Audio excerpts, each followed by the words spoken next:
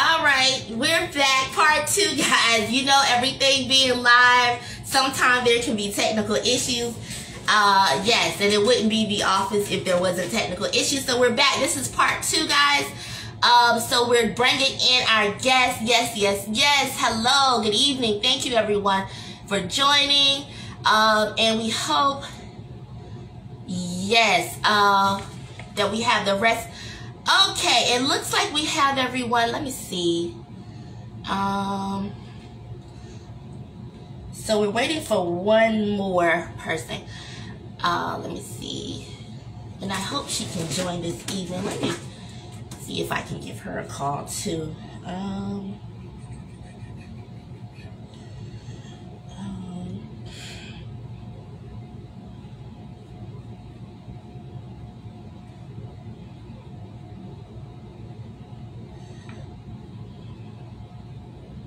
Yes, guys, thank you so much for bearing with us.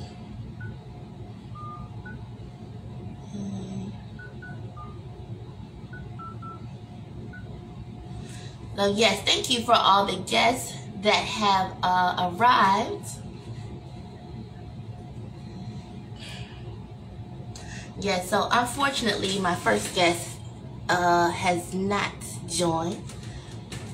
Let me see. Oh, she probably just can't get it. Yes, guys, but when everything is done live, you know, we have these technical issues. Hey, Miss Evelyn, are you on the live?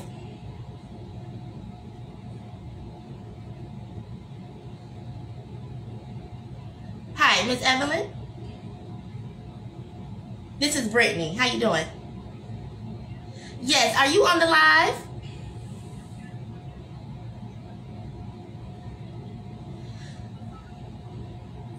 Yes, you have to exit out and just come back on. And we had some technical issues. I had to exit and come back for part 2.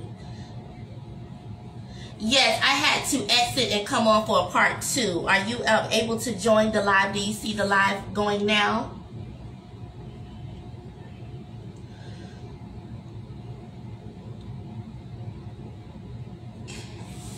And you just hit that circle. Do you remember how I showed you yesterday? Hit in the circle that says live, and I'll see when you joined.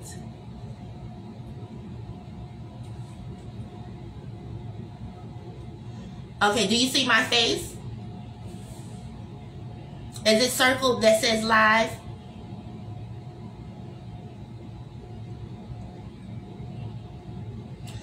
Okay, so just hit that and you'll be in the room. All right, I got you. So just stay on the line, Miss Evelyn. You'll be coming up next, okay? Thank you so much.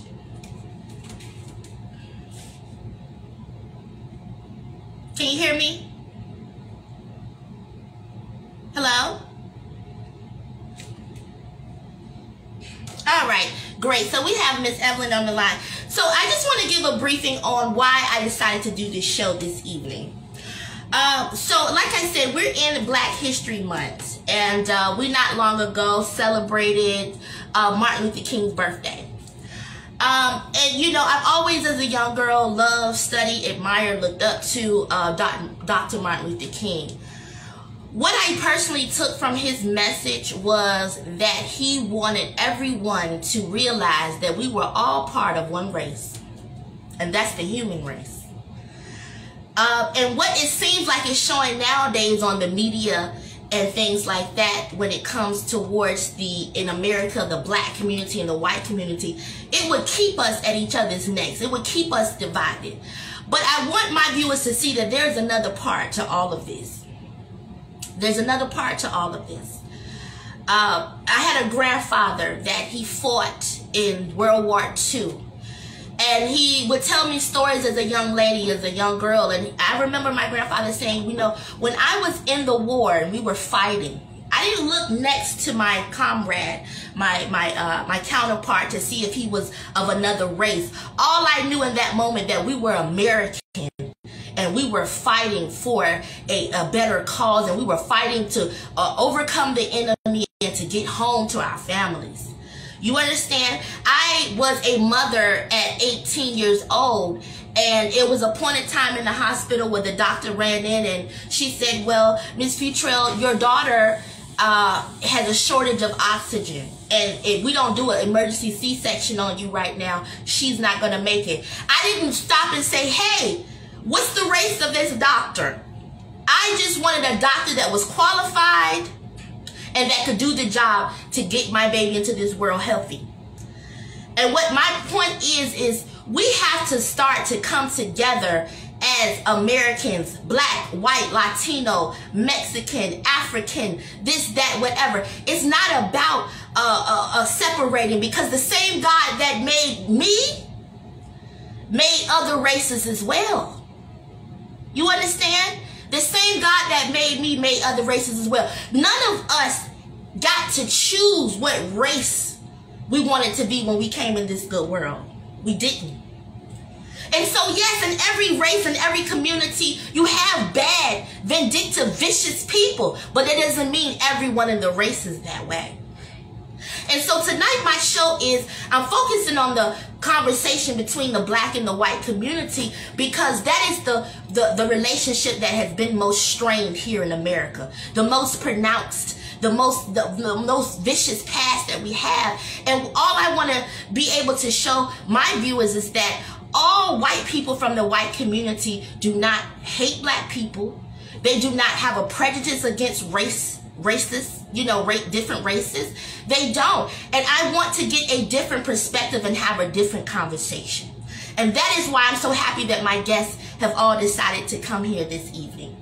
My first guest, and I hope that she's still here, I'm so happy to have her, and she's 84 years old, and so I know her wisdom and the things she's seen and she's went through, and her experiences are very vast, and she's seen and heard a lot, and so I would love to have her. So I'm going to bring on Miss Evelyn. If you could, Miss Evelyn, let me see. If you could, Miss Evelyn, send me a request, please. And that is hitting that plus sign at the bottom under add a comment, that plus sign. And you can send me a request, Miss Evelyn, please, if you're still here tonight.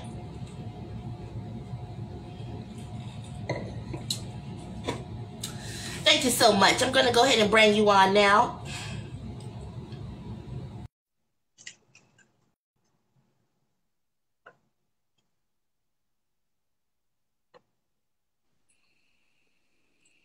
Evelyn, how you doing? I'm doing well, thanks. Good evening. Thank you so much for coming on tonight to have this discussion. I'm elated that you're here. Well, I appreciate you inviting me. Thank you. You're welcome. Like I told my viewers, you are 84 years old, Miss Evelyn. So yes, I'm very old. No, but you look gorgeous. And I know that you have seen some things, you have heard some things, you have experienced some things in this world. Am I correct? Yes, absolutely. Yes. So I'm so glad to have your profound wisdom and perspective this evening. The first question I want to start you with, Miss Evelyn, is what was the narrative in your home growing up when it came to black people?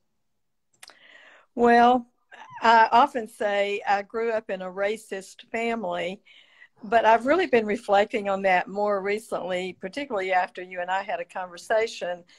And I know for sure that the men in my family, my immediate family and my maternal grandfather were definitely racist.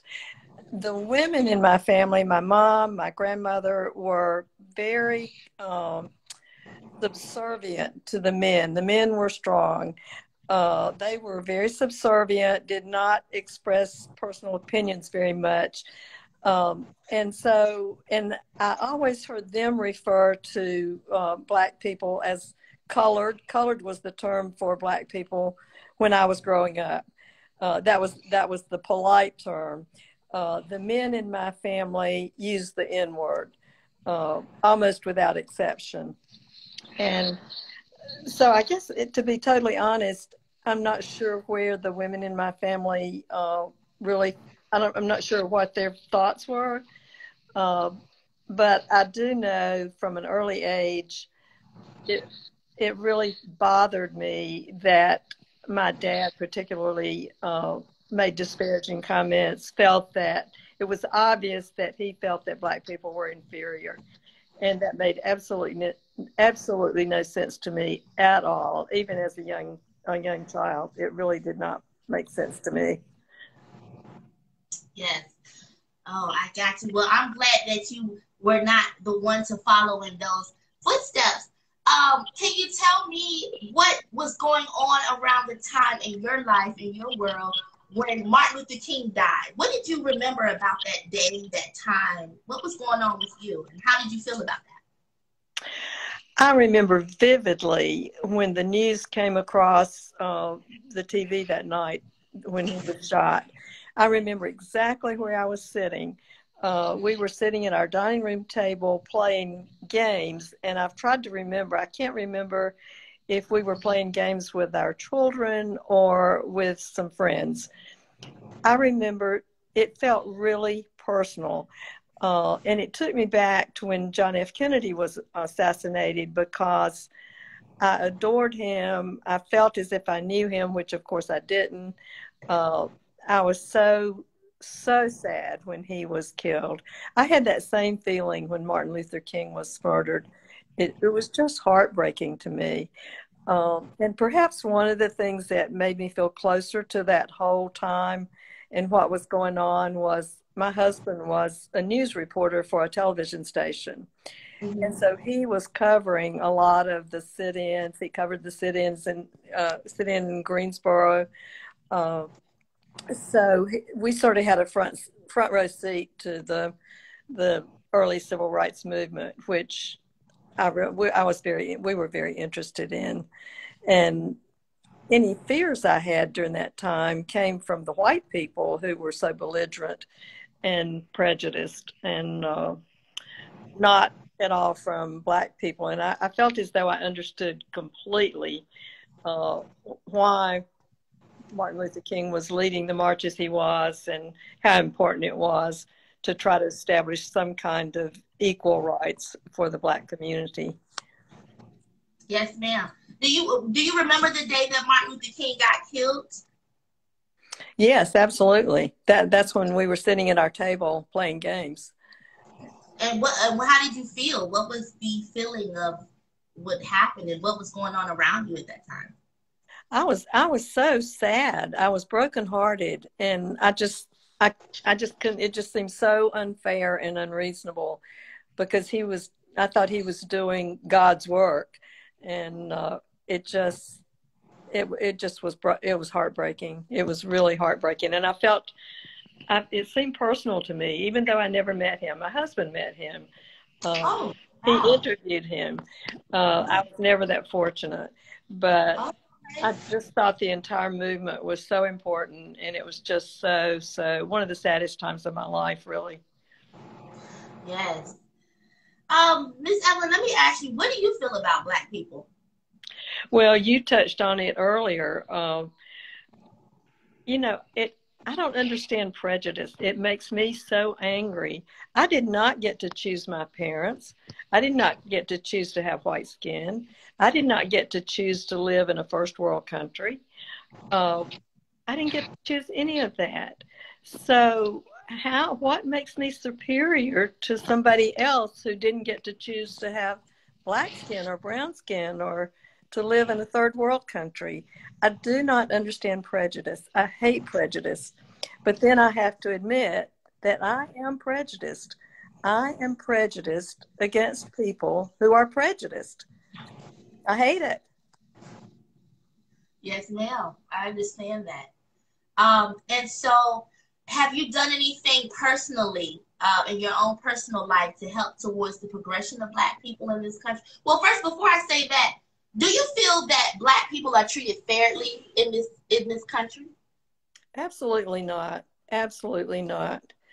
And I think we see examples of that every day. And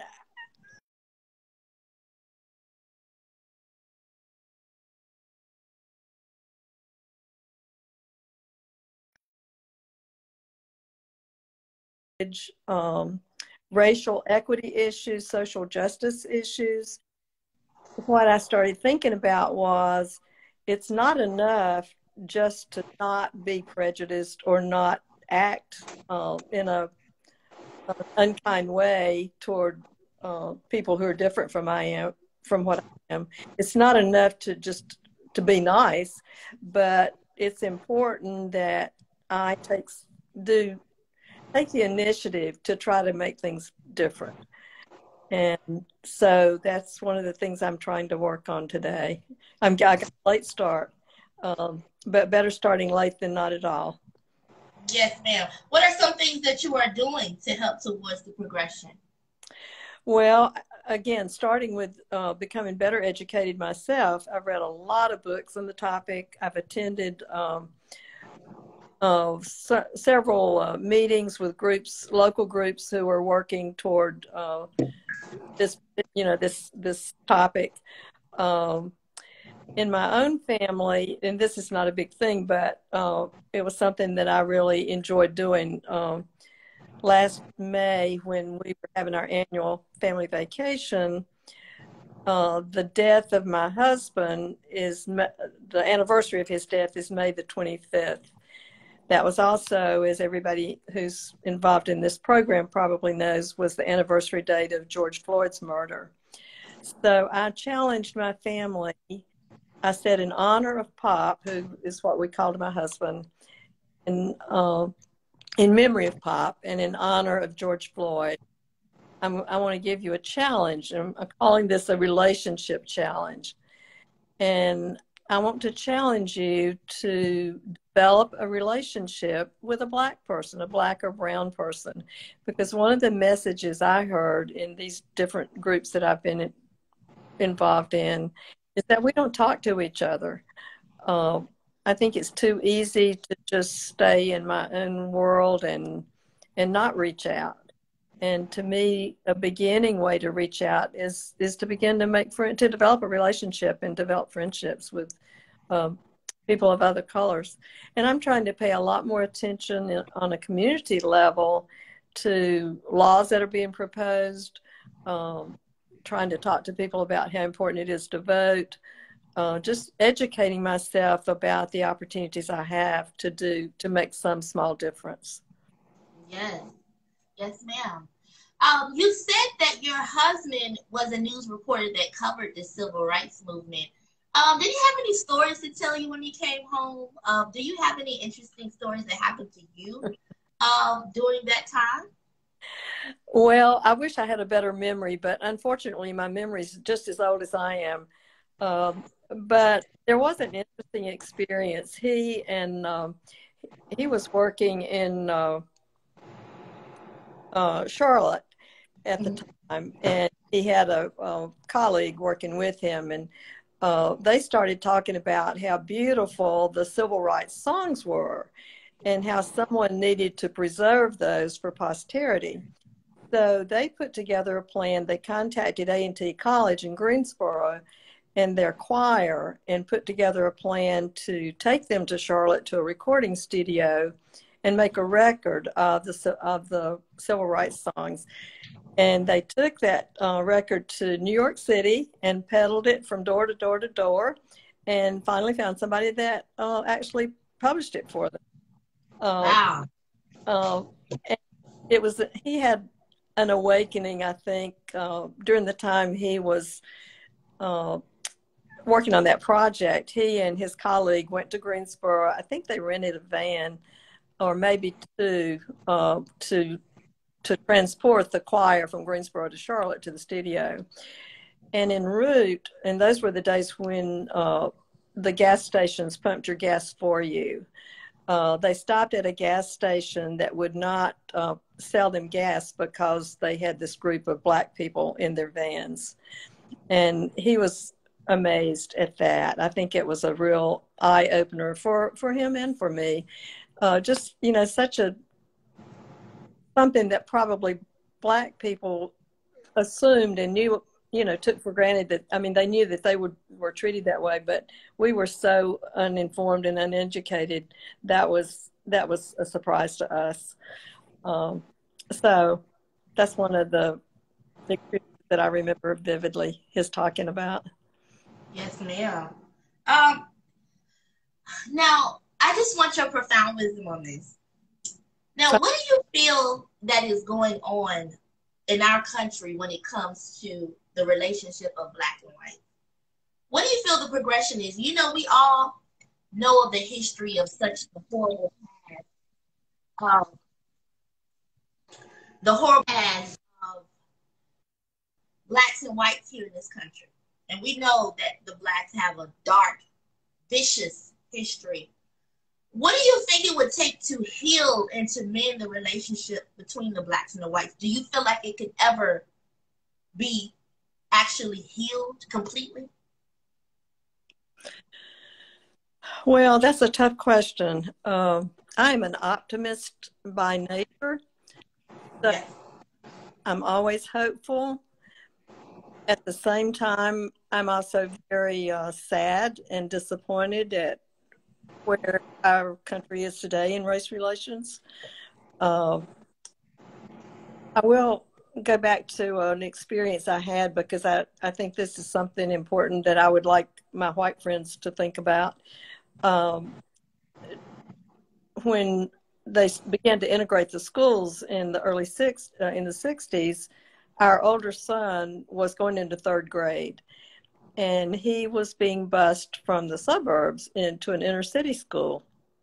And we were fine with that because I had grown up seeing the rusty, rickety black school bus going past my house, past my nice school to their rundown school. So it seemed to me it was only fair. It was only our turn to go into an inner city school. And so during that time, I attended a rally where I was one of, I don't know, maybe 4 or 5 white people, and the rest of the group was maybe 50, 60 people, and they were all black. And that was the first time in my life that I had been in a situation where I was a minority. And it felt really, really different. And I went home and said to my husband, every white person on the planet needs to have this experience.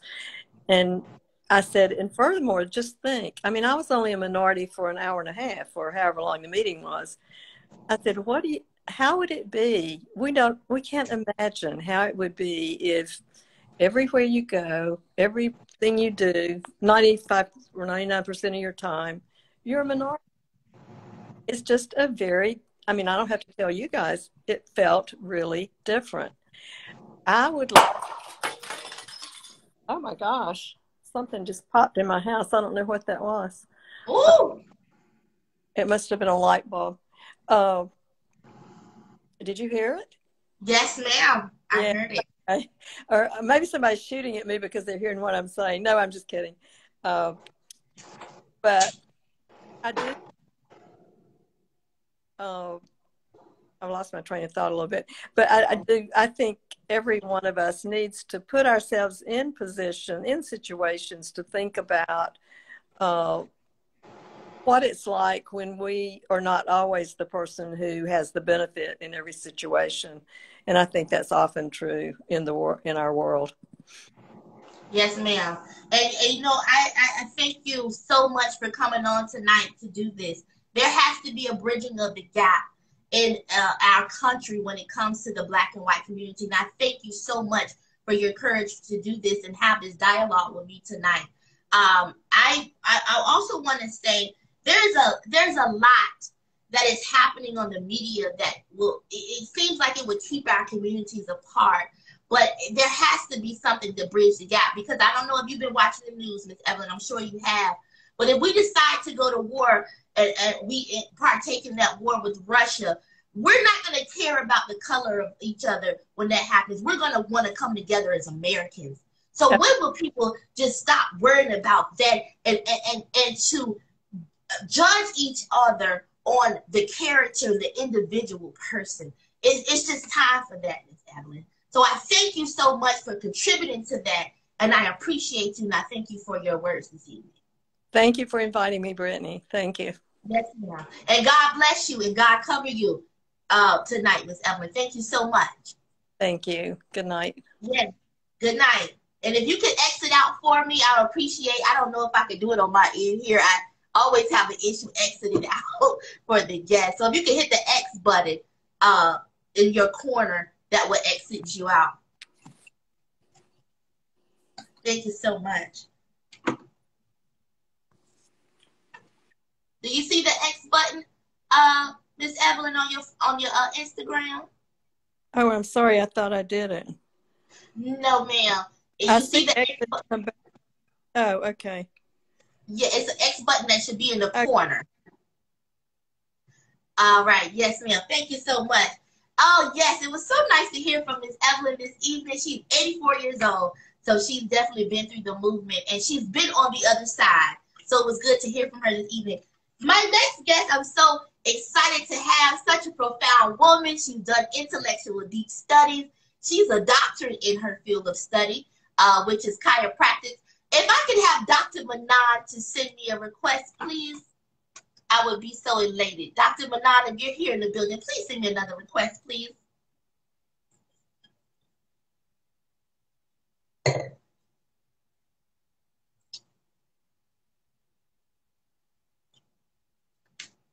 I'll give her a minute to, seems like she was here. Yes, let me see. Thank you, Miss Habits, for joining. Let me just see it. All right, looks like Dr. Manan is back in the building. Dr. Manan, if you can send me a request, please, if you're in the building. And if not, I'll give you a call.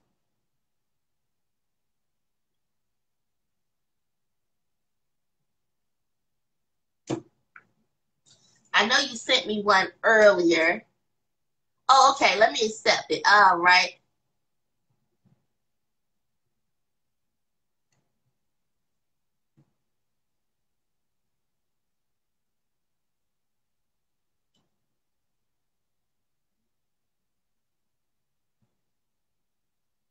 Hopefully she's here. We definitely want to hear from Dr. Manan. Let me see if I can call her and get her on the line.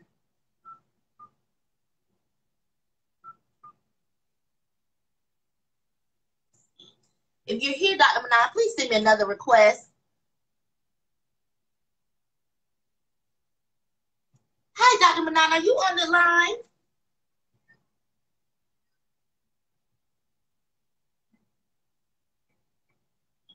Okay, do you know what? Okay, let me, it says that you sent me another request, so you must have hit the wrong button. Okay, I'm following you back again.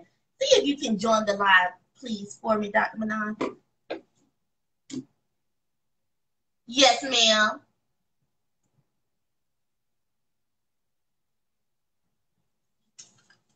And let me see. I think it brought, did it bring it back on? Is it? Yes, ma'am, please. All right, I'm going to let you go now so I can bring you on. All right.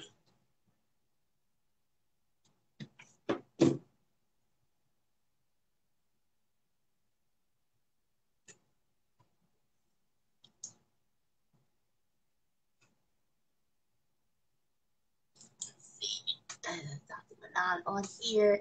Accept. All right. There we go.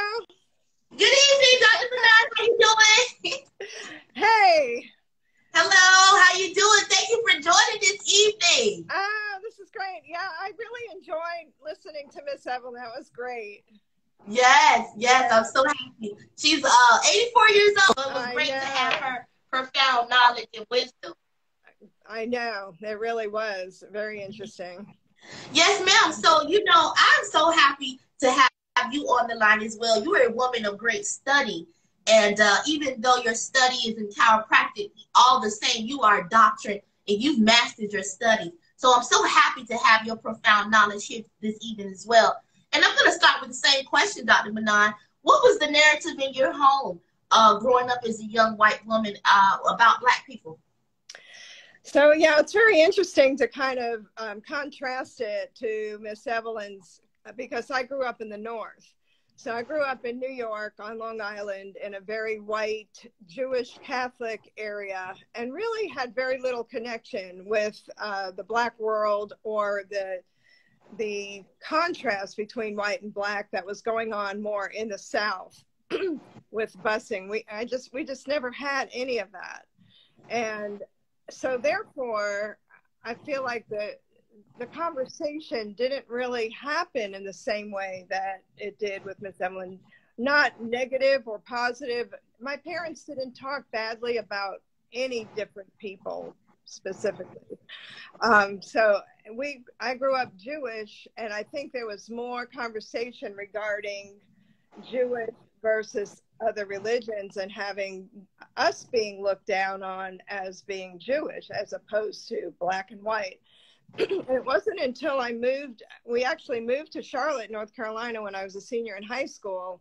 And that was like a culture shock, like completely different. So I got that experience in my late teens, which was already past the point of King's being murder at that point. So I didn't really get very involved in understanding that until after the fact, and learning about it from the perspective of educating myself and seeing the differences.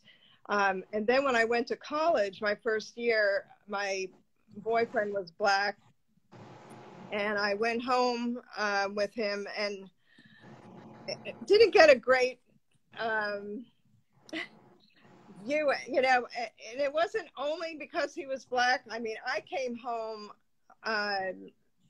in not such a great state, that we had been drinking in the car, got to my parents' house, and here I'm introducing them to this man, right?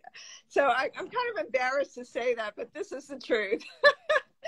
And so they basically told me that they wanted me to stop seeing this man, and I did not. And I ended up getting, my parents disowned me when I was 18 years old. Wow. And I ended up living with him, this man, and he was a Marine in Vietnam. So he had been through quite a lot. And he came from a pretty more lower income family in High Point. And so I met his family, and I got to know a whole different type of people, great people, but just very different from what I had grown up with. And I went to speakeasies in the middle of nowhere, and I was the only white person. So I know what Miss Evelyn was talking about, that I experienced that. And I know what she's talking about. It's a different experience when you are the only one of a color or of any type. So, but everybody was very friendly to me. So my fear kind of diminished pretty quickly, and I felt pretty comfortable over time as I got to know people. But when him and I moved to California, and it was a totally different experience between black and white. I didn't feel like everyone was staring at us for the difference in color that I felt when I was in the South. The South, yeah. Mm-hmm. It was a very different experience. And so that was good for me, because it was very difficult being in a relationship, black and white, in the South during those years. So we ended up splitting up because he had very severe PTSD that really was very, I feel, I also have a lot of compassion for Vietnam veterans that came home and really never got the support from, in general, and especially if you were black. I'm sure that, he just never got any services for a lot of the issues that he came back with. And he ended up getting very involved in alcohol and addiction that I don't really know what happened to him after I moved back to the East Coast. But that was kind of my experience growing up. Gotcha. Can I ask you now, do you remember the time that Martin Luther King died? Do you remember that day? Do you remember what was happening going around that time? I really can't say that I did. I had much more involvement in it later on and watching the assassination afterwards, but not the day of. Okay. And so I think I was so much more, I was very self-involved as a young person, more like, because you're saying I was like 14, I think, when he was murdered. When I was in my 20s and started to really develop an understanding of prejudice and the impact on people, I started watching those videos and looking back on what happened and being just, you know, the Kennedy murders as well as Martin Luther King all happened in a series of time. And I feel like it almost happened for a reason, to kind of wake up the entire world to these issues. You know what I'm saying? Yeah.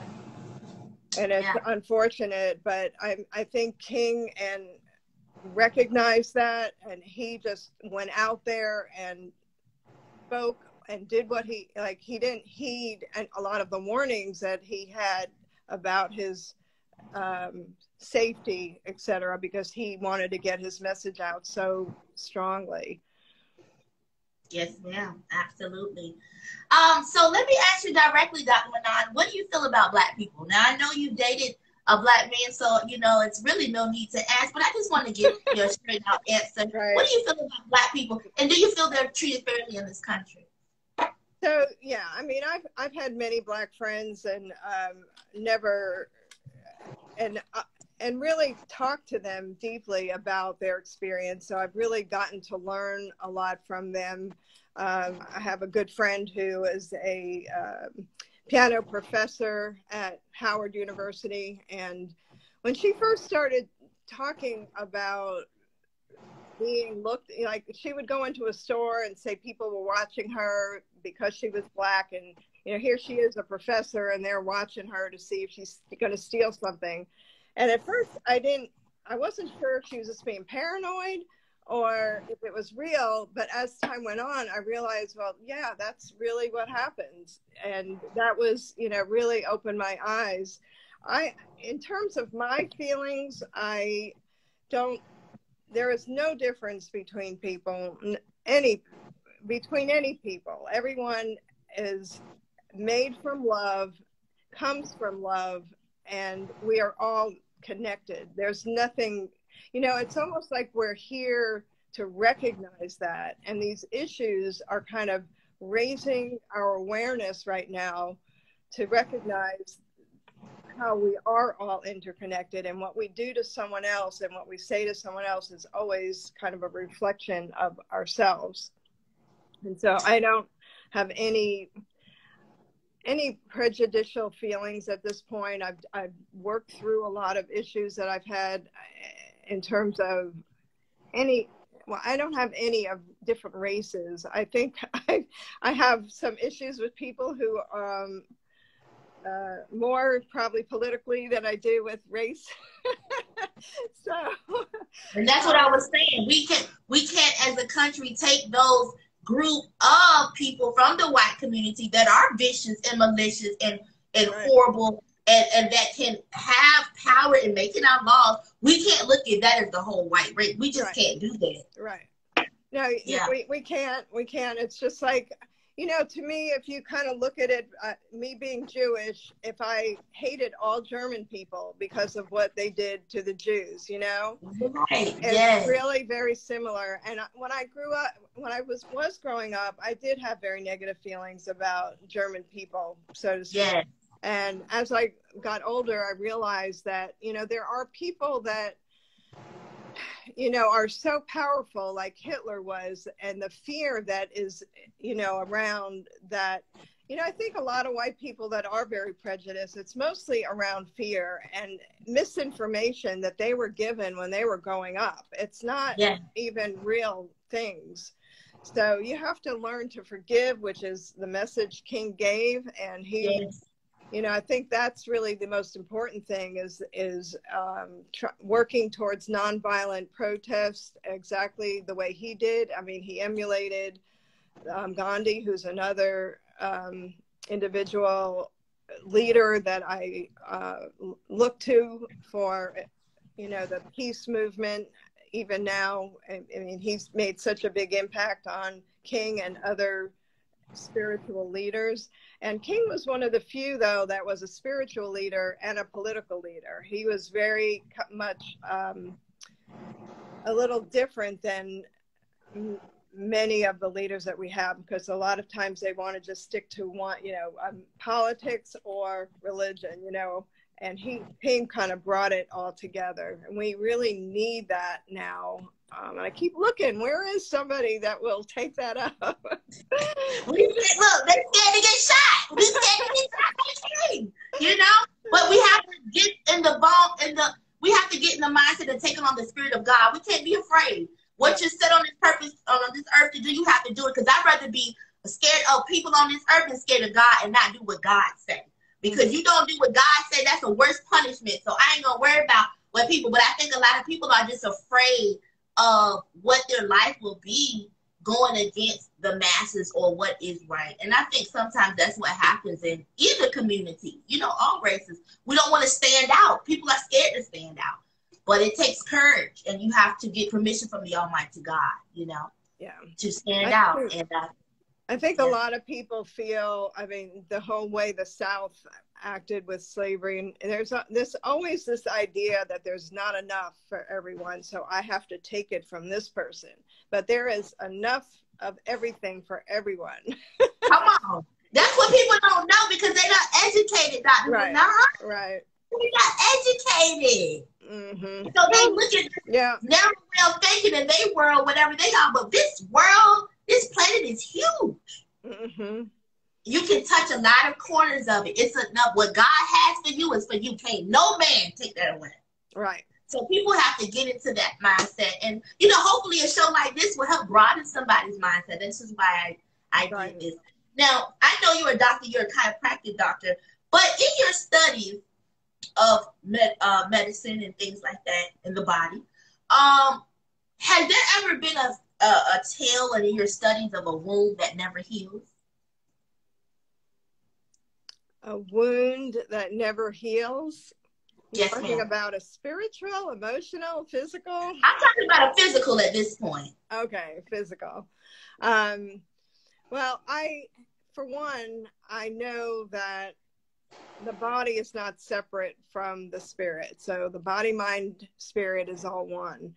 And so our body is in essence all energy, because we are from God. We are energy, just a compressed form of energy. So there really is nothing that can't be healed with that realization. And there's never been an incident where something has not miraculously healed. You hear miracles all the time.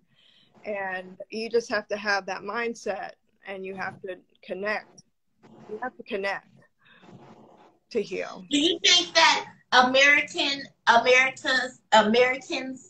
blacks and whites, are ready to have that connection to actually heal from the past of the black African American and what the white community has done to the black African community? Do you think it will ever heal, Dr. Manon? I do. I think we're in a massive planetary evolution of raising consciousness, and I think that is a big part of it. The race differences.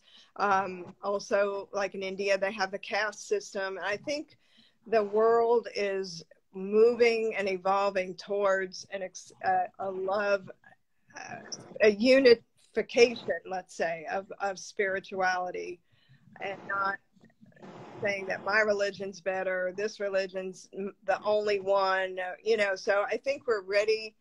I think there are a lot of people who are ready. I'm not saying everybody is, but I do see a growing consciousness around people that I know that want that evolution and are looking for that to happen. So yes, ma'am. And let me ask you, what have you done as an individual to help with the progression of Black people in America? So I think, you know, like Evelyn was saying, that the first step comes from you changing yourself. So you have to change yourself in order to change anything around you. So that was number one. I also started joining different advocacy organizations that I believed in. ACLU is one that I support. And also very important to support candidates that are progressive and have the same values as we do. And so I give money to progressive political organizations and women progressive, so that hopefully get enough people that are supporting my ideals that it will help raise everybody up in that regard. I think we, some of the things that, for instance, that Bernie Sanders was supporting is the minimum wage and just basic health care. All of those things will elevate and help level the field quite a bit. And I think that may be what a lot of white people are afraid of. They don't, they think, oh, they're going to take my job.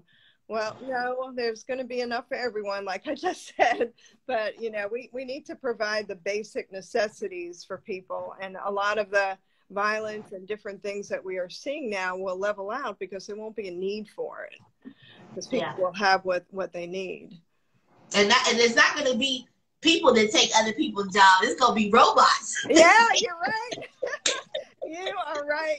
When I was in school, that was already starting big time. And, but there's always going to be people that have to program the robots. So it's just going to be a shift in what you need to train to do. It's just like, when they had all the, Trump was trying to support the coal miners, and they were all voting for him because he was supporting the coal mines, which is kind of an outdated, we want to close them down and start more solar power and other sources of energy.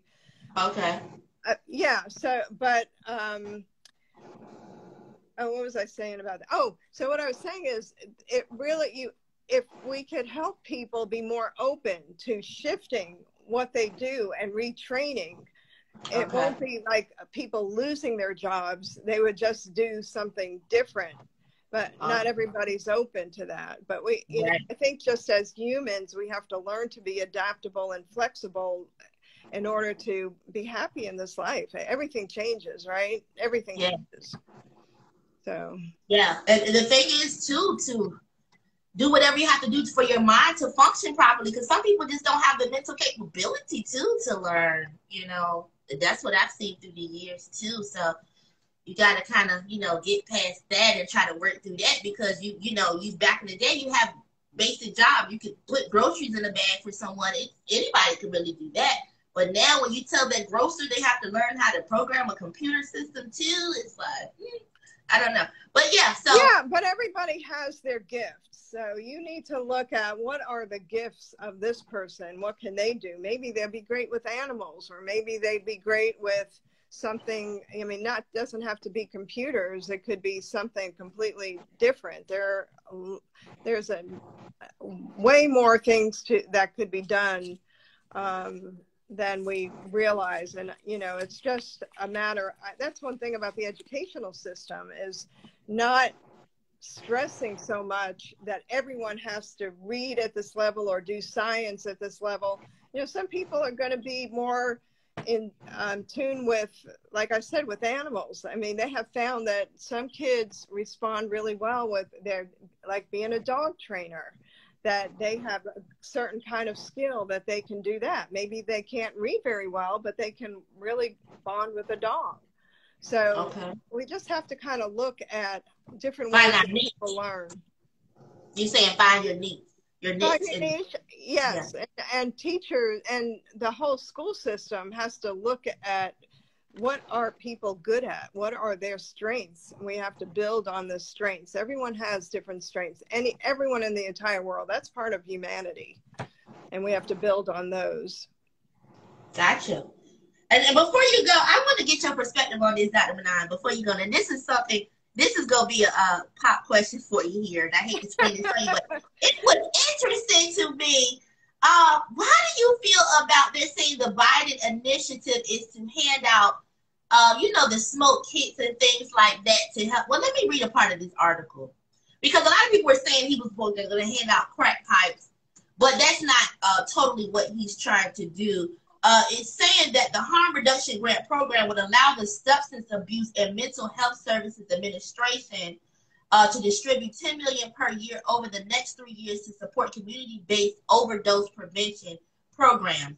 That is syringe services programs and other harm reduction services. So what he wants to do is hand out smoke kits, clean syringes, mess reversal packets to reverse overdosing.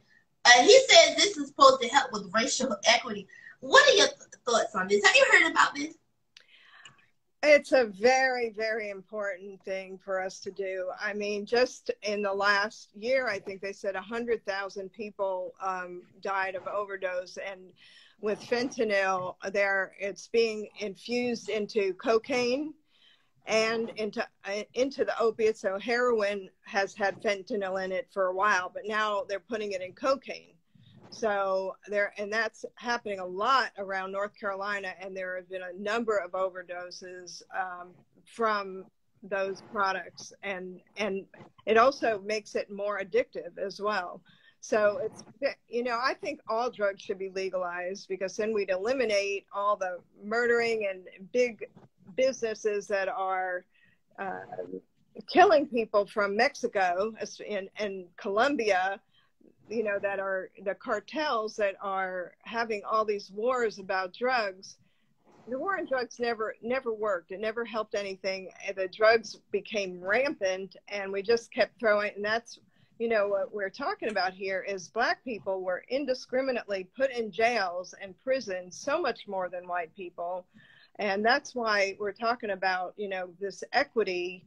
If we can prevent and help people that are addicted, we would lower the amount of people going to prison, Black and white, but like I said, it's disproportionately Black, and also prevent so many deaths.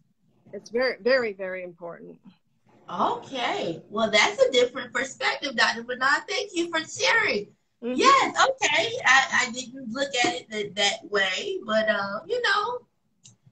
it possibly could help. I don't know. Some of me makes me feel like he's just saying it's okay to just go do this stuff. I don't know. But like you said, we ain't going to stop them. You can't stop them. So I guess the best you can do is make sure it's done safely. That's what you're saying?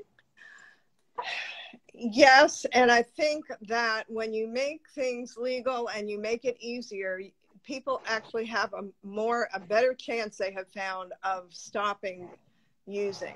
They will be more likely to be able to get hold of their addiction and get away from it.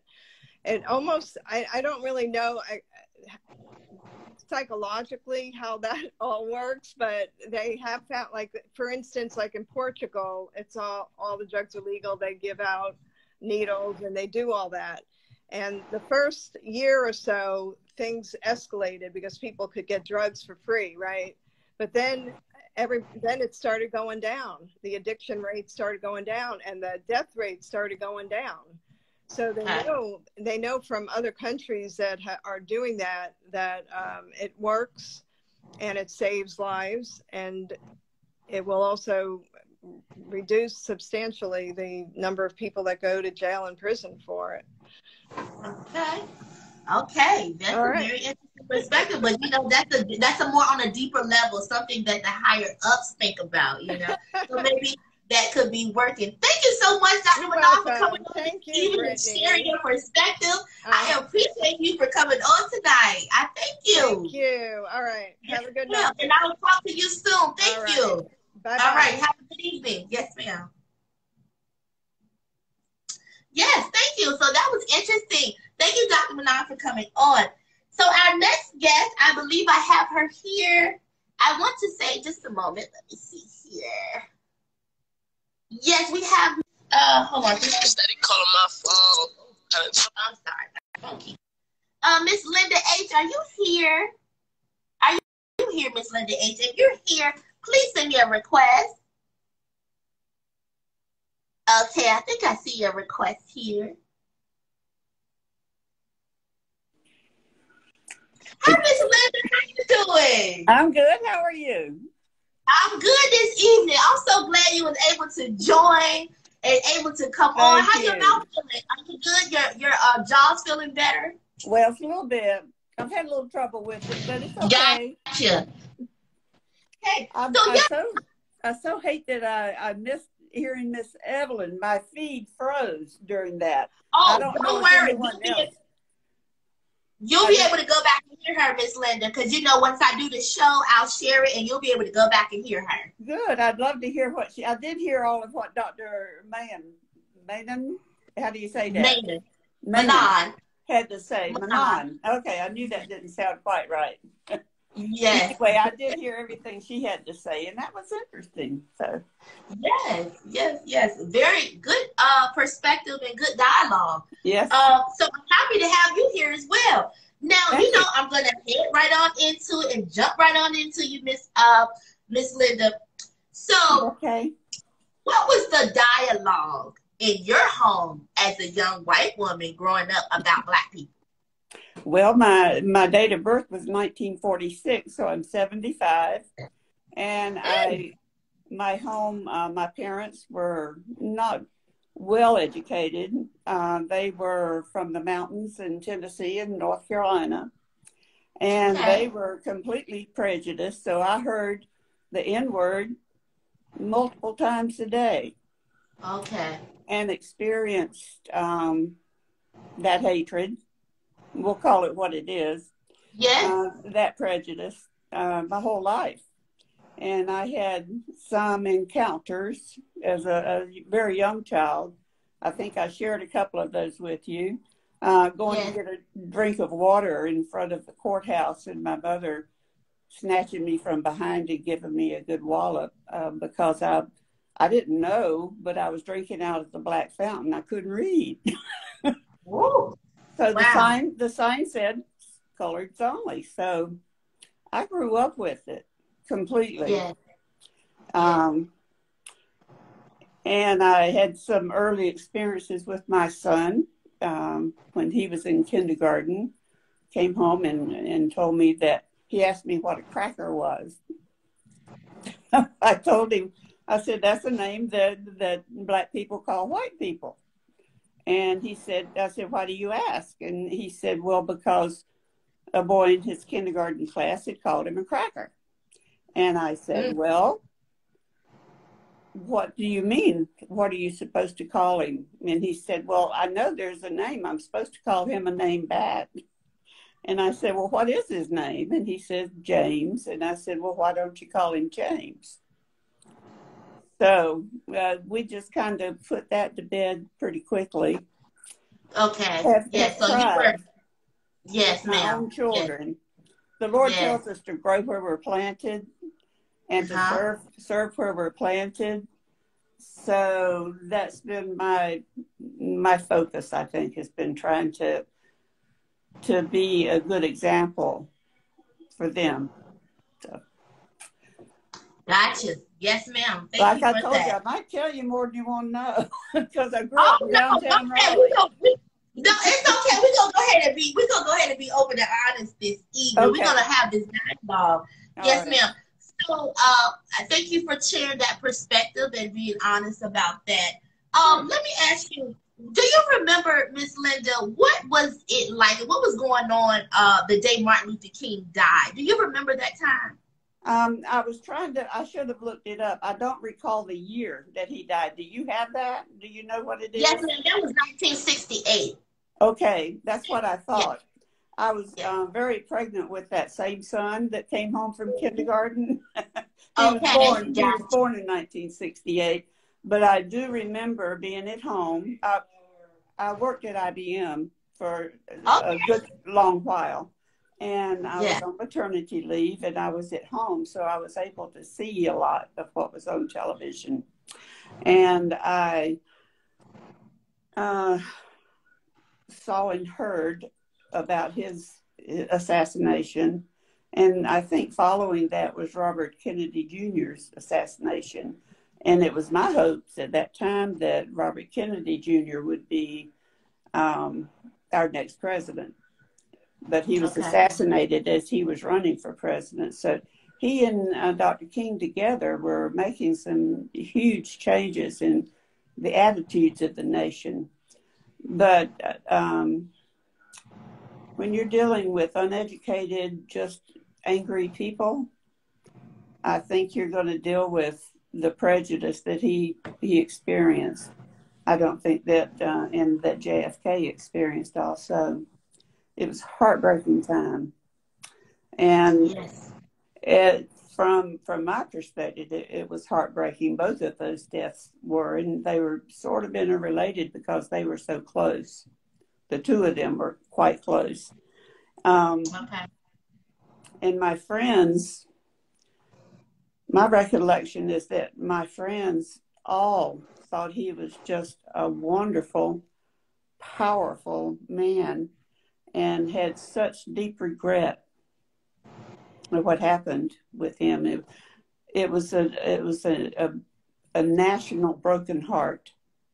Wasn't just the black community, but the white community experienced that also.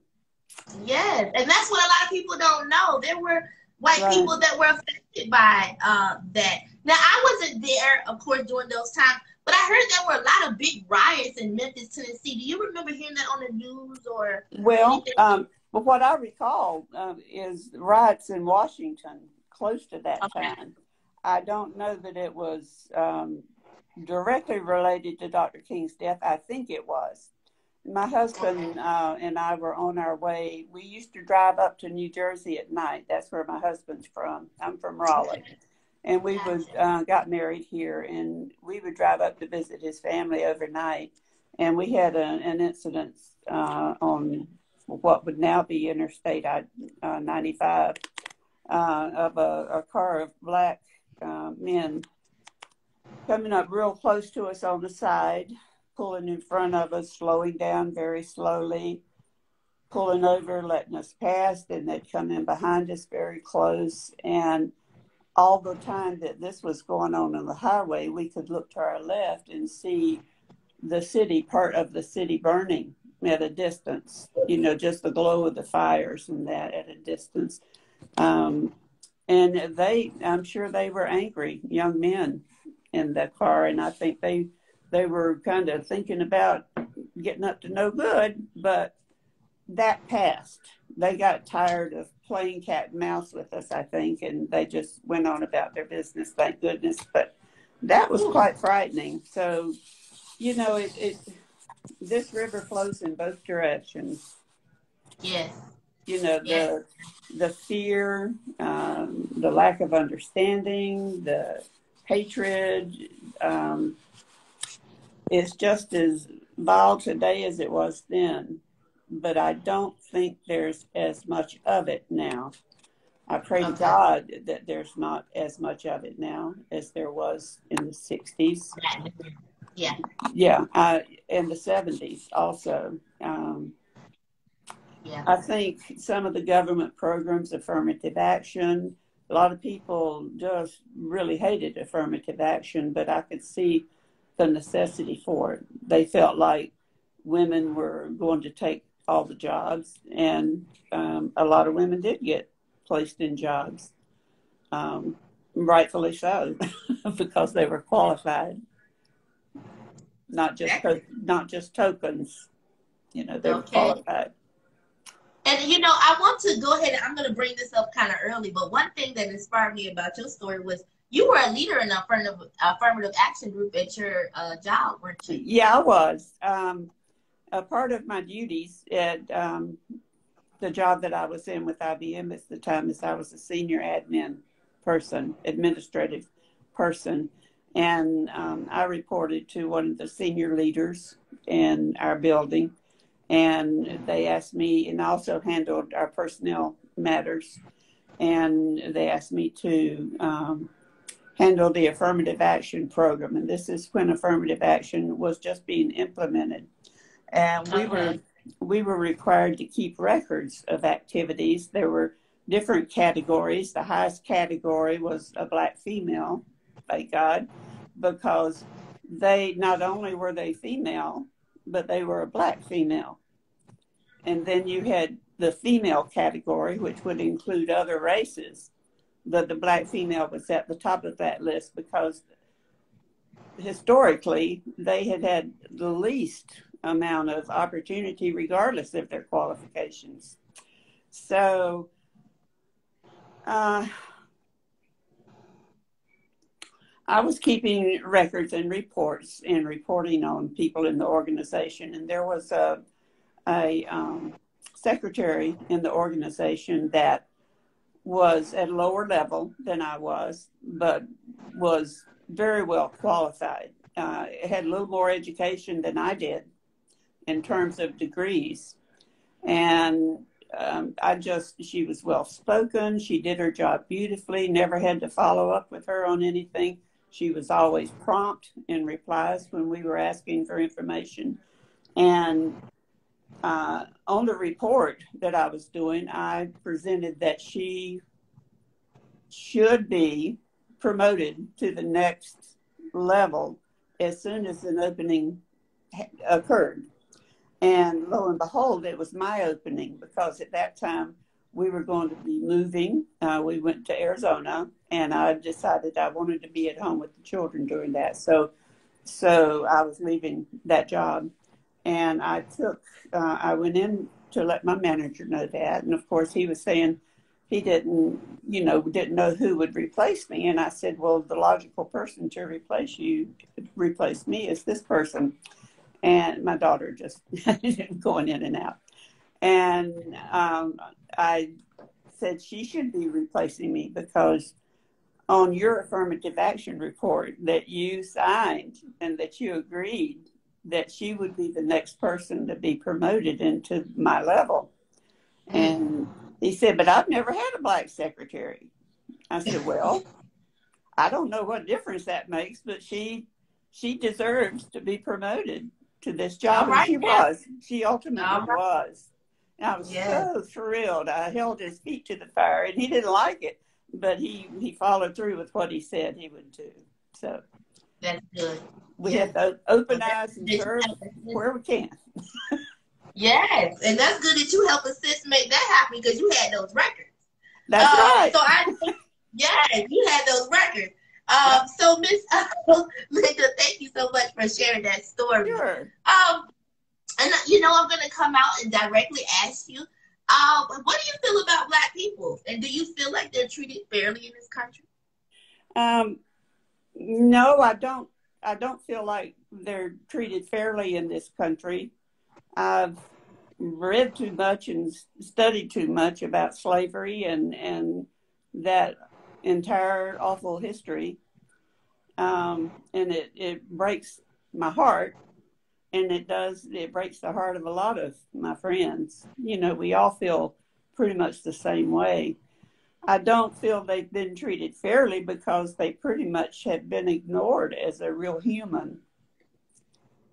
They have had to overcome more, I guess prejudice is the only word that I can put to it.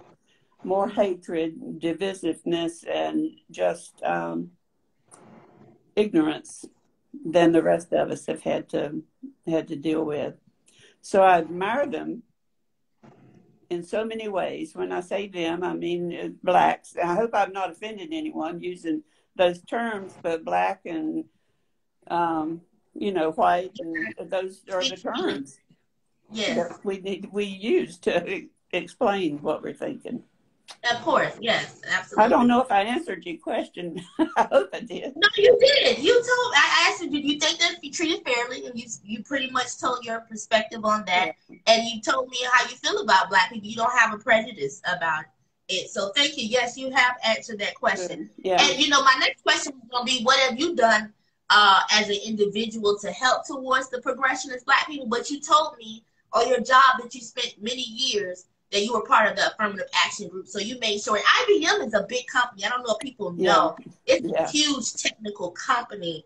And so having Black people to advance in that is a win in itself. So I just appreciate you for being part of that and group. Not just Black people, Black women, Black men, and females in general, because that also Yes. was a protected category. Um, Yes. because, you know, women, regardless of the color, didn't have a lot of opportunities Absolutely. thrown at Yes. them. And Yeah. that's where we agree. Yes. Yeah. Come on now. Yes, ma'am. Like It's all about Ginger, the women because, you know, they slept on us for so many years. right. Ginger Rogers said Yeah. that she did everything Fred Astaire did, but she did it backwards and in high heels. So, Woo! you know, it doesn't matter whether you're black or a white woman. You still had that prejudice over Come on. the You female. know? Yes. Yeah. Absolutely. Absolutely. Now, I'm going to ask you, like I've asked from prior guests, and I just want to hear your perspective. Do you feel like the wound, when it comes to the Black African American community and the whites here in America, do you feel like it'll ever heal? Do you feel like it'll ever totally come together like it should?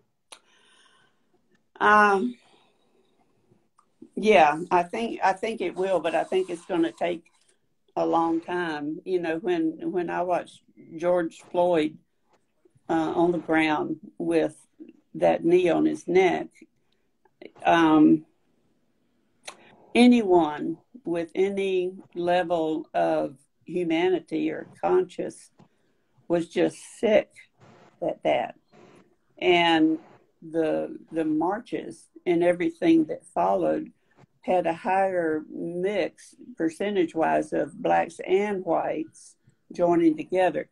There were a lot of white people that joined Dr. King's march in Washington. Mm-hmm. I had friends at IBM that participated in that march as teenagers, young teenagers with their families. I had friends that were having to hide at night. They were living down where they were bombing churches. And one of my girlfriend's father was a Methodist minister, and they literally had to hide.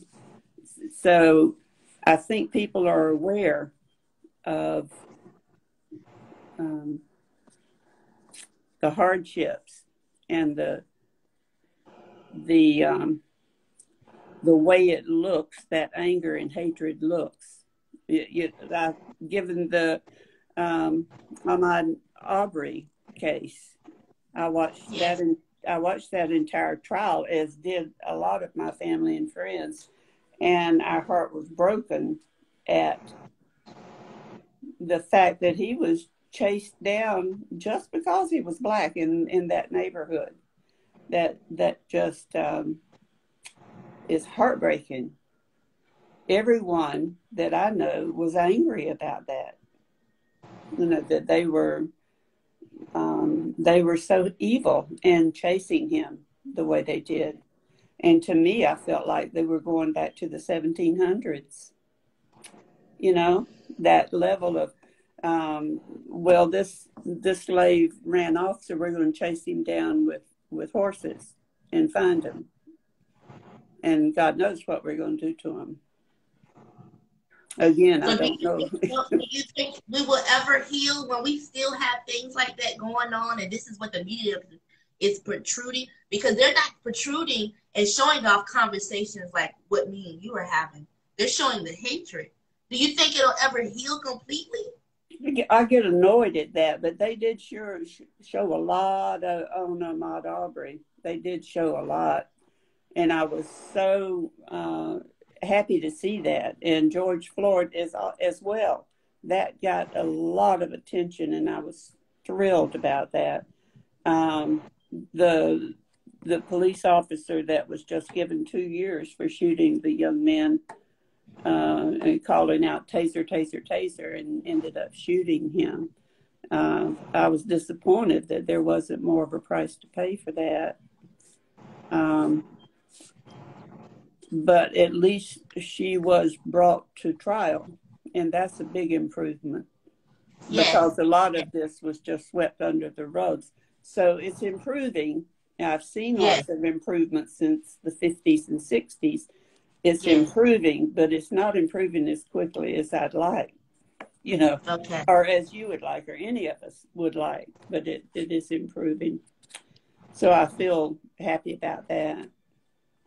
Yes, that's good. My daughter Joy, she said because people brought it to the light, so they had to talk about it. Exactly.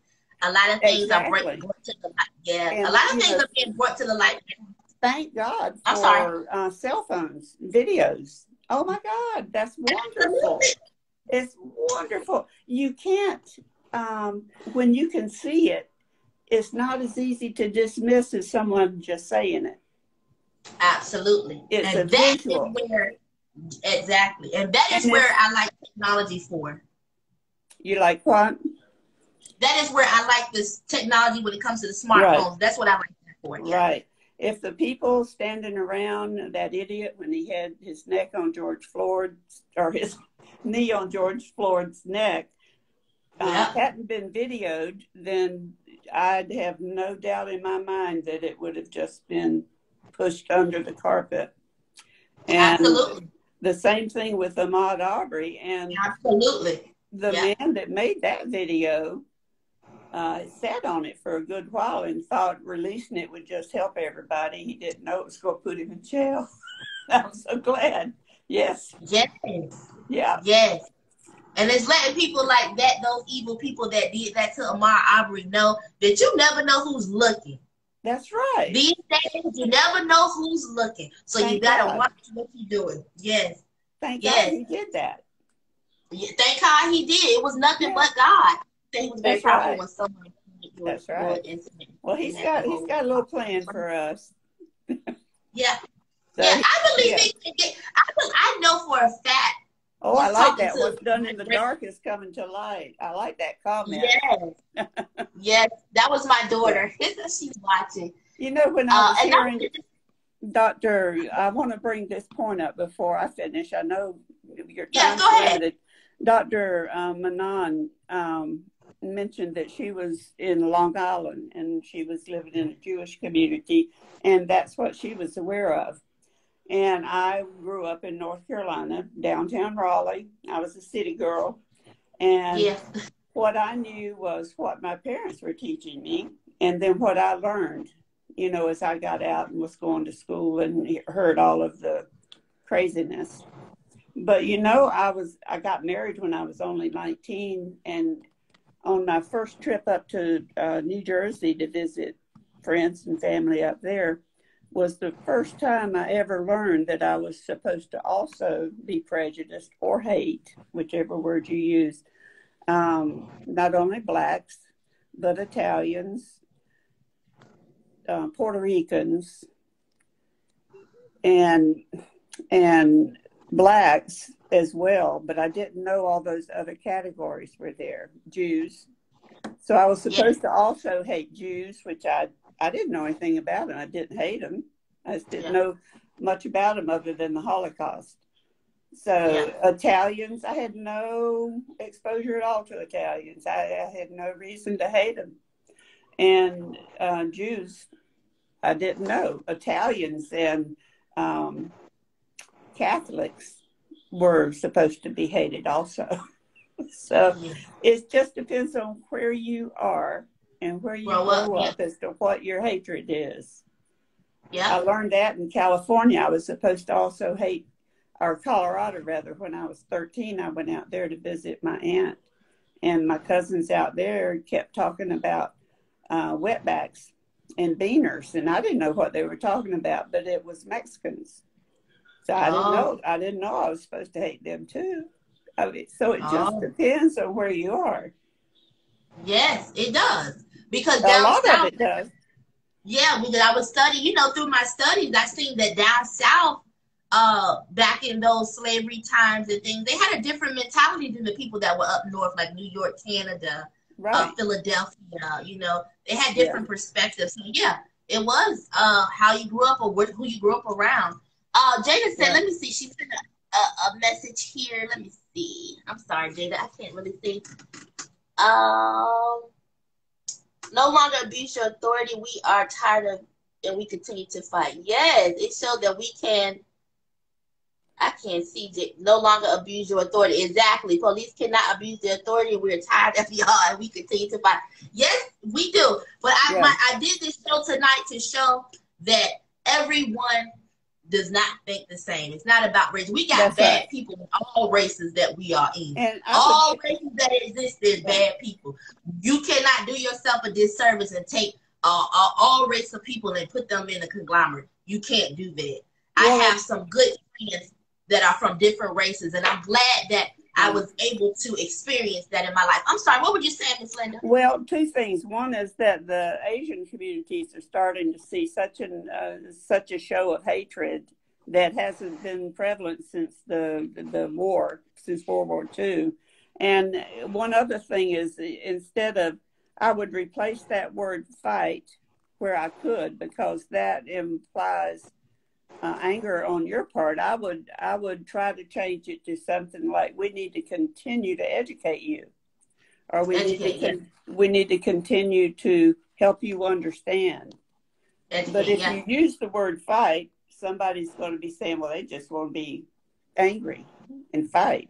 But that's not true. Yeah, that's true. You know, a lot of people, the words you choose make a big difference. It does. But there's a lot of communities, like I shared with you about a lot of viewers, Miss Linda, there's a lot of people in the Black community that are still angry. And so we have to do is try to maybe change the anger is, like you said, to educate. And that's why I was happy to have the discussion tonight with the different guests that came on, because it's about educating. We have to have the dialogue. We got to be able to talk. Yeah, I recognize that anger during affirmative action. I personally experienced, I won't talk about we because I don't know what other people experience, but I personally experienced such anger coming toward me from Blacks in the hallways. If there was a group of Black people there and I was walking to go to another part of the building, they would make me go down an extra hallway and around and back. They wouldn't clear the cluster, and they just looked at me with hatred. Because I was white, because I didn't know any of them. They didn't know me. You see, so that when I say that road goes two ways, it does, because you have to also be aware of your own hatred. You know? Absolutely. Absolutely. Yes, we do. We do. That goes for all races. That goes for all. And that's why I am a big believer of what Dr. King said. We have to judge people by their the content of their character. Right. I don't want to do it just on the color of their skin. I just don't want to do that, because to me, that's doing myself a disservice. But I thank you so much, Miss Linda, for coming on, having the courage to come on here tonight. I really appreciate the opportunity. Thank you so much. And you're so welcome. I thank you for coming and just having the open dialogue. I think if we could do more of this in our communities, it would be good. So I appreciate you for coming on. You bet. Thank you so much for spending your time. And thank you for doing this. You're welcome. Yes. Thanks. Thank you so much. You have a great evening. I'll speak to you soon. I will. You want me to hit that X button, right? Yes, ma'am. Okay. Please. Thank you so much. Thank you. All right. Good night. Yes. Thank you, Miss Linda. You said, I'm glad it happened. That means was a risk for all the hateful police. It showed them that y'all can no longer abuse your authority. We are tired of y'all. Okay, so that's so true. We as Black people hate when people try to label us or define us with these stereotypes, and we can't do it to others as well. But it is hard to differentiate, because when one person of a certain race shows the important hatefulness, you start to look at the race as a whole. Yes, Jada, it was a work in progress as a people. It's just a work in progress as a people. Thank you so much for coming, Miss Linda. I'm so glad you shared your stories and views. Yes, Jada. And that's the reason I wanted to do this show, just so you know, we got, you know, of course we have the, you know, hateful politicians and different people of different races, but we can't just look at that as a whole. Everybody of that race is like that, because we don't want to be looked at, you know, like that. It might be some, you know, bad people in our race, but we don't want to be looked at as the whole race is like that. So yes, Jada, thank you for the comment. Thank you so much, guys. I want to see if my last guest has come on, and that's Miss Debbie. Miss Debbie, are you in the building? If Miss Debbie is in the building, I'm going to bring her on as well for her perspective this evening. Miss Debbie, sorry. Miss Debbie, are you here?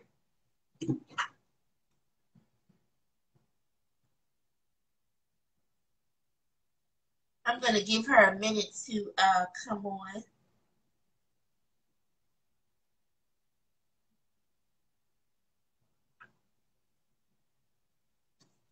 Miss Debbie, are you in the building?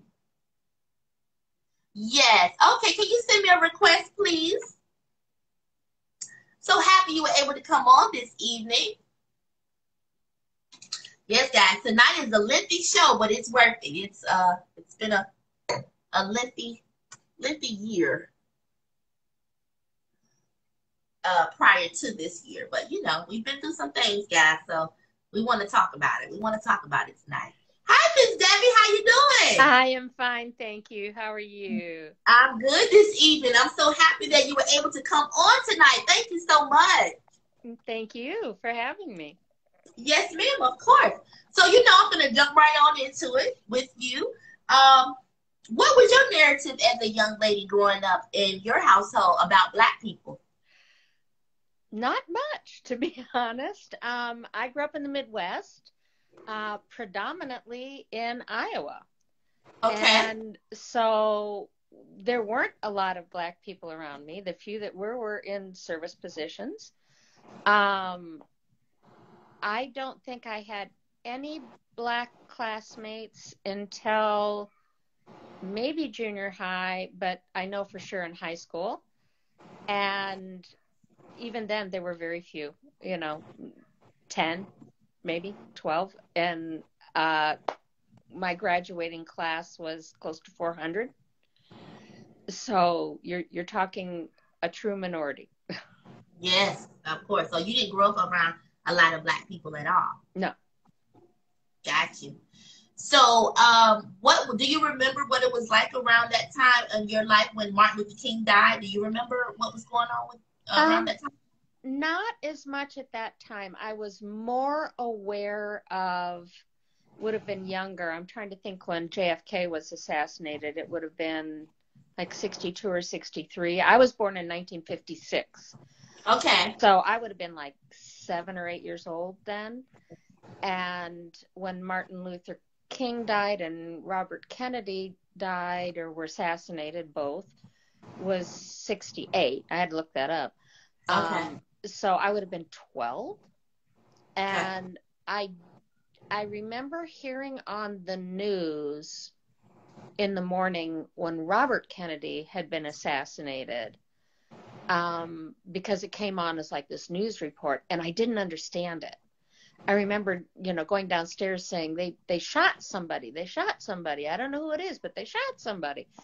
And, my parents were funny about things like that. Not so much even just political things, but people dying in general. They thought we were too young to know about that. We didn't get to go to funerals. When my grandfather died, I was probably kindergarten. And I remember I didn't understand what they were talking about. They didn't tell me he died. I didn't go to the funeral. So that's kind of the way my immediate family handled that sort of thing. You just didn't talk about it. Oh. I think in terms of race relations, the first I knew would have been, I'm trying to think, probably in high school. There was a Black boy in my class that I had a terrible crush on. I just thought he was, the cutest thing ever.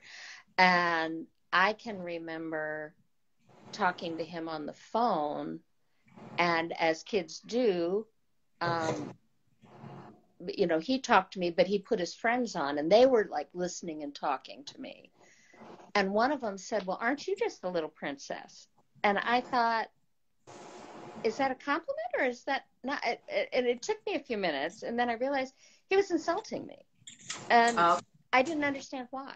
I don't know what I had said or what I had done, but it was very clear that I was being made fun of, and so that relationship went nowhere. And you said that they call you little princess, and you were made fun of because you look at that, they were looking at you as, you have white supremacy. You're just a princess. You're not one of us. Is that what you mean by that? I think that's what it was. But at the time, I didn't recognize it because, that was my first exposure, really. I just didn't know. Yeah. I went to college in 1974, and again, I had a black boyfriend, and, I thought the world of him, and he thought the world of me, and we got along fine, but his friends actually weren't that happy that he was dating me. And I can remember once we were in the dormitory and there was an elevator, and they made a point. I was the only white person in the elevator, and they made a point of surrounding me. I mean, physically surrounding me. Ooh. And I felt very uncomfortable, but I couldn't understand why they did that. I'm having a terrible time with my phone getting it where it needs to be. Sorry. And at any rate, that semester, having nothing to do with race immediately, but I didn't know what I wanted to do. I didn't know what I wanted to be. And back then, you had to declare a major. I changed my major 3 times in one semester. And when my parents came to get me at Christmas time, I said, I don't know what I'm doing. I don't know why I'm doing this. And at the time, my mom was like, well, you need an education. You need an education. Okay, fine. So my father came to pick me up to take me home for semester break. And Stanley, my boyfriend, helped me carry my stuff out to the car. And my dad, who was in the driver's seat, didn't see Stanley until Stanley reached his black hand in to shake my father's hand. It was about a 2-hour drive home. And I mean to tell you, I heard about it. And Ooh. And what year was this? 1974. 74, okay. And by the time we got home and my dad talked to my mom, they were at first against me getting out of school, but suddenly it was okay if I dropped out as long as I went to the local community college. And so Stanley came and visited me from time to time, that, maybe the rest of that year, and I saw him, but because of now a 2-hour distance, and he didn't have a car, and so the only way he could get there was to take a bus, and it just kind of fell apart, which was probably what my parents had in mind. Oh. And so, yeah, it was, I guess, my first experience. But the other thing I remember about that, and talking with Stanley on the phone, is that his family wasn't any more thrilled about him dating me than mine was about him. Right. Yeah. And it was sort of eye-opening to me. It's like, oh, why wouldn't they want that? Right. But they didn't. The couple times in my youth at that time, both high school and college, when I talked to my mom, because I have really good relationship with my mom, her major concern was always that I would have mixed race children, and it was going to be very hard on the children, and that I shouldn't do that to the children. And so she never talked about it in terms of I shouldn't be with a person of another race, but I shouldn't marry a person of another race because I would have mixed race children. And I don't know whether that would have been true in the, 74 to, let's even say, late 70s, but that was her concern, was that it was going to, any resulting children would suffer from my decision, my choice. So that was sort of it. And then in 1980, I married a white man, and for 20 years, I lived that life. So at any rate, I digress. Well, how do you feel? I saw that you said you dated a black man, and so you never had a problem or issue or knew any issue. But just let me know, how do you feel about black people, Miss Debbie? Oh, fine. I mean, I'm in a relationship with a black person now, a long-term relationship. So I'm fine. I don't have any problem. But I'm more aware now, I think, of prejudices that they, that the blacks have had to deal with. I'm more aware now of generational wealth issues, of, those sorts of issues than I ever were before. Partially because I've educated myself, as Dr. Manan and Linda talked about earlier, but because I'm now seeing it through his eyes. Yes. And his family's eyes. Yes. Yes. Do you feel like black people are treated fairly in this country? No, no, I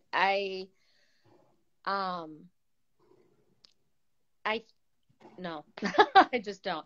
I think you have to, sort of, I think it was Linda that was talking about, or maybe it was Dr. Manan, I can't remember now, but that was talking about, for women, you always had to, I know myself, I always had to work harder. I had to do twice as much as any man would have done to get anywhere in my career. And I think that's, even harder for a woman of color.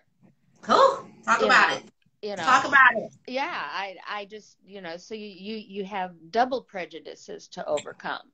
Yes. And, on the spectrum, I don't know where a white woman, a black woman, or a black man would follow, but I'm absolutely certain that women of color have it harder than I did. And I sure as hell didn't have it easy. I can remember being told early in my career not to put pictures of my children in my cubicle or later in my office because I would be mommy tracked. Ooh. And I just retired within the last year. I never, my entire career, had a picture of my children in my office. What? Yeah, never. I never. So you let them bully you into not putting your kids into your office? Mm-hmm. Oh man, poor. Oh wow. It was just something that stuck with me, and I realized, later I probably could have that a lot of that had been overcome, but it was just so ingrained in me. I just didn't do it. I had no personal. I have pictures in my office, but I didn't have any pictures of my family. Of your family, yeah. Well, yeah, but sometimes it's best to keep your family private and out of your business. When it comes to your personal and professional life. It's to each his own with that one. But I would hate to know that you did that on account of somebody else's decision. You know what I mean? I was just told that I shouldn't do that, and I think, by the early 2000s, that had been overcome to a degree. But it's funny. If a man had a picture of his family in the office, that made him a good family man. Exactly. But if a woman did, it was different. Exactly. We look down. Yep. That's why they give us a hard time too, because they look at we're going to be affected by the children, so we're not going to be as dependable, or we're not going to make certain decisions. Like maybe a woman president, they look at us as well. Is she emotionally capable and stable, and things like that? So it's something we all go through as mothers and as women. What are some things that you've done, Miss Debbie, as an individual to help with the progression of Black people, with you knowing that are not treated fairly in America? Are there things that you have done personally? I have, but I think it has more to do indirectly with Black people, in that I've grown up as a scientist who later became an attorney, and I've always worked in the agricultural field. And so for me, my drive has always been feeding people, making sure that they had food, and that addressing poverty levels so that there wouldn't, so people eat, their children eat. And big deal. I have discovered when I was in Iowa, again, because it's not as diverse in the areas that I lived, when I dealt with that and I would go to homeless shelters or I would do things, the demographics were predominantly white, and for people that were in homeless shelters and that sort of thing. When I moved here to North Carolina 15 years ago and I got started and involved in similar things, I became very aware that there's one place that I pre-COVID, we used to serve meals once a month at a place in downtown Durham for people of lower income or maybe disabilities and things that need more help. And when I went there, every single person that lived there was Black. Yeah. I think there was maybe one white person and he died and isn't there anymore. So that surprised me. You know, I went from serving the same need, but the demographics were so different than where I came from. And what did that tell you, though? That told me that A, where I came from, there weren't very many Black people, and B, that when I come here and the demographics aren't all Black, but the people that needed those services were. So, you know, to me that reinforced the fact that, you know, there's an inequality in opportunity and again, in generational wealth, because these people were older. They're my age or older. Yeah. And so they weren't, you know, they didn't have the opportunity. And I think, you know, my thing now that I'm becoming more and more aware of as I near the end of my life, you know, or, you know, I'm in the golden years. You look good to be your age. I'm going to be honest with you. I was shocked when you look very good. Well, thank you. But, you know, when I get there, I realize my children, you know, I'm divorced now, but, you know, I'm still friends with my children's father and their family. They're going to inherit a great deal of money, relatively speaking, because they had two professional parents who came from professional parents, and that money and wealth trickles down. That's right. I know my husband's father was a orthodontist, and his wife, my husband's mother, was the child of a pharmacist who graduated in probably the early 1900s. Okay. And that wealth got handed down. Yeah. My grandmother and my grandfather both went to college, and they were born in the 1880s. You know, so because my family tended to have babies late in life. So my mother's mother didn't have her till she was in her 30s, maybe close to 40 even. My mother didn't have me till she was in her 30s. Oh, wow. I didn't have my children until I was in my first one late 20s and my second one in, I think I was 30 or 31. Okay. And so when you have that, again, that generational wealth has the opportunity to build and get passed on. That is true. That is true. And that's why I push entrepreneurship, and I'm teaching my daughter to learn the business that I'm doing as entrepreneurship, because I want my grandchildren one day, if I ever have any, you know, to have wealth, to be part of Black excellence and not be of poverty, and to have education. I'm just saying, and I know it starts with the generations beforehand, and that's just what it is, you know, which happened with my grandparents. You know, thank God for the sacrifices they made so that, you know, I wouldn't be poverty stricken. So like I said, you're right about that. You're right about that. You know, it does start, and it's very important, Miss Debbie. It's very important. So that's a good point that you did bring up. And so that's good that that's what you help with. And, you know, because it's a sad thing, but it happens. It does. It's there. And that's why, you know, I like to do this podcast and try to, you know, do as much education as possible, because people, the Bible says, my people perish because of lack of knowledge. And I'm a believer of that as well. You can become wealthy if you're educated. Yeah, absolutely. Absolutely. You And know, even if you come from poverty, there's can be a level up with education.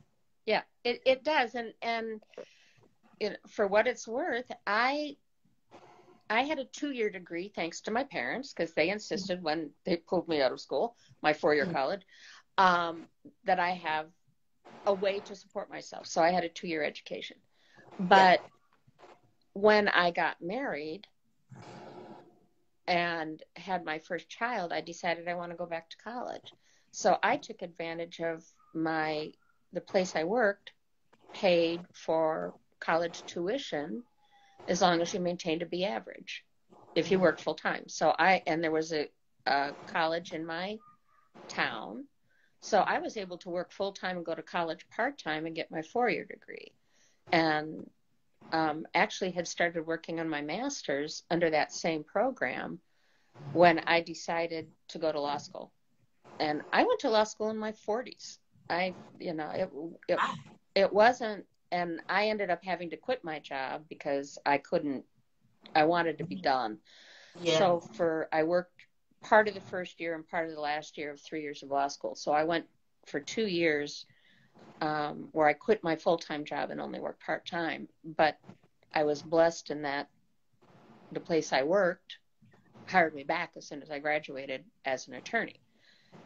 Oh, so you're an attorney now, Ms. Debbie? Yes. I did not know that. Now that part we didn't get to share with each other. I didn't know you were an attorney. What part of law do you major in? I Or am a patent attorney. And a patent attorney. Oh! So I had a science engineering background, and so I did scientific research for 20 years. Oh! And then with that degree, I was then eligible to sit for the federal patent bar. Oh! And so once you become a patent attorney, you can either be a patent agent. You can sit for the federal patent bar and not be an attorney, which I did. Okay. So I was a patent agent first, so I could practice before the United States Patent Office, the same as a patent attorney could as a patent agent. But I couldn't practice law. Okay. And I didn't want to be hindered. So I went to law school so I could do everything. Wow. And so I ended up doing contract work and a lot of things like that for the corporation that I worked for that helped me go through school to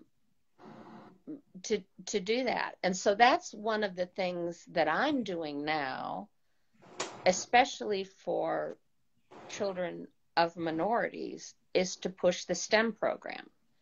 Science, technology, engineering, and math.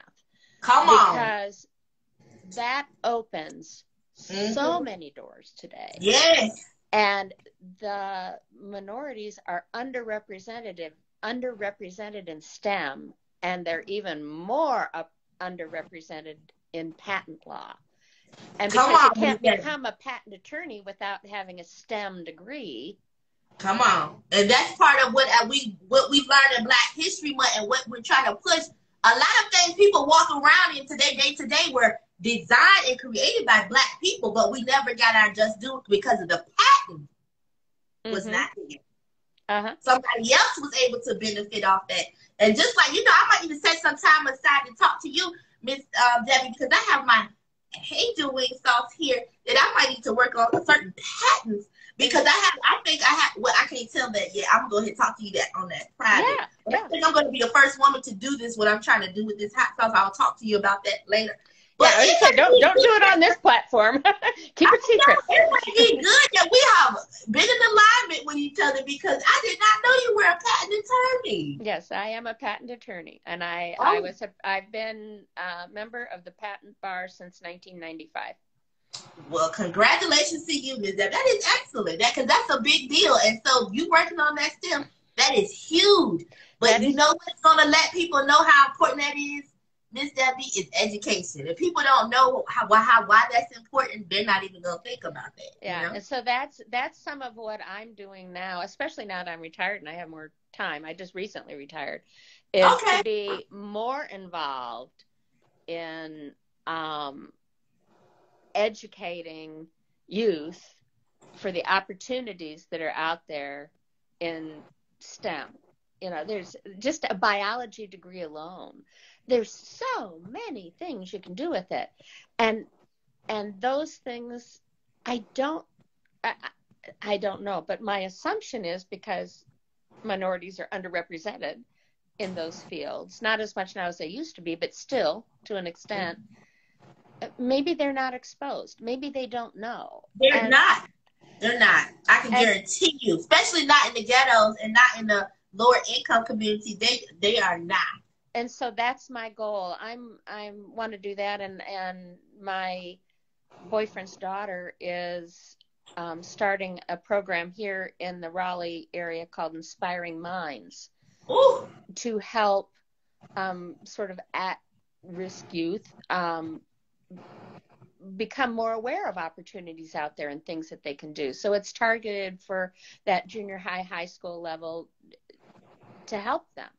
Yes, that is excellent. Yeah, I'm so proud of her for what, not that I have any right to be proud of what she does, but, you know, so pleased for what she does. Yeah. Yes, that is excellent. I'm so glad to know that and to know that more about you. That is excellent, Ms. Debbie. And that your daughter is even, you know, flourishing from what you do and what you taught her and becoming and doing that for herself. That's great. Yeah.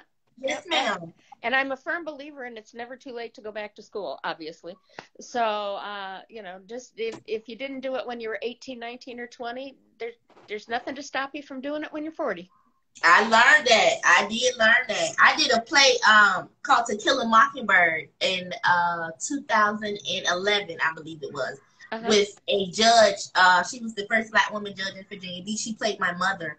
And we would be in the dressing room, and she told me about her divorce story from that to going back to law school. And I was just like, wow, it's never too late, you know? And then she said she became a judge. But all that she went through before she came there, you would have thought as a person that would have never been her story, you know?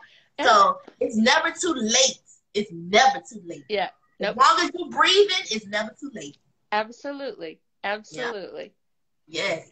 Definitely. And before we close out this evening, Ms. Debbie, I don't want to hold you much longer, but I just want to get your one last question.